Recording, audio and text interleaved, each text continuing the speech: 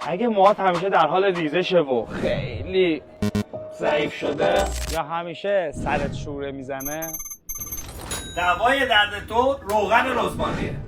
روغن رزماری دارای خاصیت ضد قارچه که بهترین روش طبیعی برای از بین بردن شوره سر هست که میتونید اون رو به صورت مستقیم یا ترکیب با شامپو به کف سرتون ماساژ بدید و بعد آبکشی کنید و تمام. ما اینجا تولید کننده ایم، یعنی به صورت مستقیم از برگ و دانه داریم روغن کشی میکنیم.